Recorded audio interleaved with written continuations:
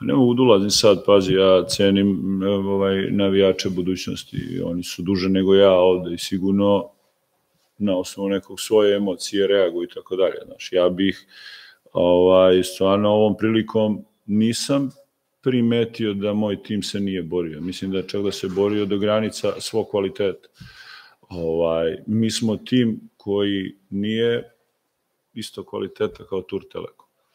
Sad tražiti od navijača da oni naprave percepciju, nisu oni košarkaški treneri, oni su navijači i ja to stvarno poštujem.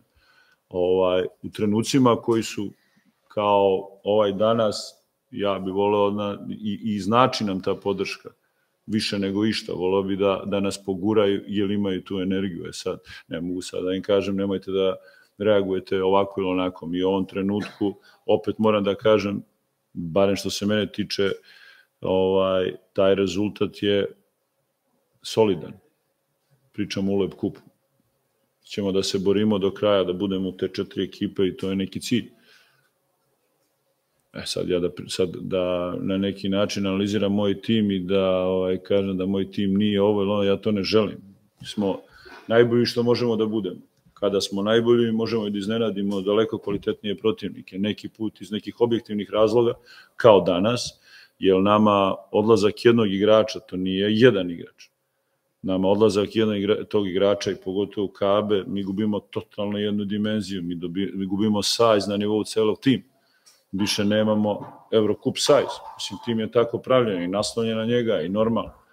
Ali sad navijačima nije posao to, normalno. Ja svaka čast i volao bih kažem da nam daju podršku kada je teško, a ne mogu da im sigurno oduzmem pravo da budu nezadovoljni. Ja pogledat ću utakmicu pa ću da vidim da li je neki manjak energije prouzrokovao nezadovoljstvo navijača i to, ako je tako, to je opravdano. Na tim, da. Pa nekako ova sezona, bar što se toga tiče, nekako krenula sporija. Iz kog razloga, ja ne znam, pričamo o broju ljudi koji dolaze da nas gleda. Ja opet mislim da ovi momci zaslužuju to. Nekako mi se čini, razumeš, zaslužuju i značilo bi nam daleko od toga, značilo bi nam da se pojavi tu više ljudi i da napravi pravu podršku.